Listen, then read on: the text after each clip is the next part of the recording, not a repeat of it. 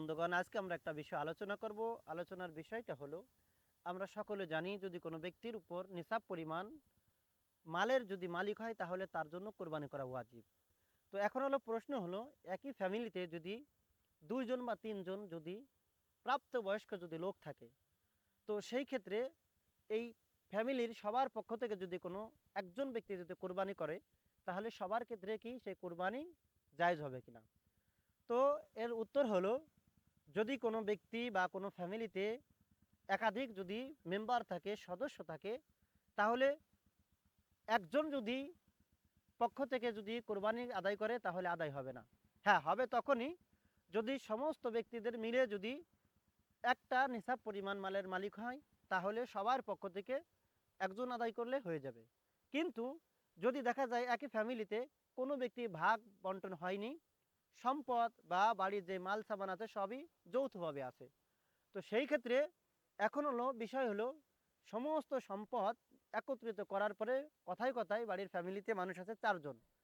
তো এই 4 জনকে তাদের যে সম্পদ আছে 4 জনকে বন্টন করে দেওয়ার পরে এক একজনের ভাগে নিসাব পরিমাণ মালের যদি পরিমাণ যদি সে ব্যক্তি ভাগে যদি তার ভাগে পড়ে, আর ওটা যদি নিসাব পরিমাণ হয়, তাহলে প্রত্যেকটা ব্যক্তির অর্থাৎ বাড়ির যদি 4 জন মানুষ থাকে, এই 4 জন মানুষের জন্য 4 জনের জন্য আলাদা আলাদাভাবে 4 জনের কোরবানি করা ওয়াজিব। একজন যদি আদায় করে তাহলে হবে না, কেননা প্রত্যেকটা ব্যক্তির জন্য নিসাব পরিমাণ মালের মালিক হলে তার জন্য কোরবানি করা ওয়াজিব। তো যেহেতু যৌথভাবে রয়েছে, সম্পদ যদিও একত্রিত থাকে, টোটাল সম্পদ যদি নিসাব পরিমাণ এক একজনের আলাদা আলাদা যদি হয় তাহলে সবার জন্য ওয়াজিব। এর জন্য একা যদি কোরবানি করে এটা জায়েজ হবে না।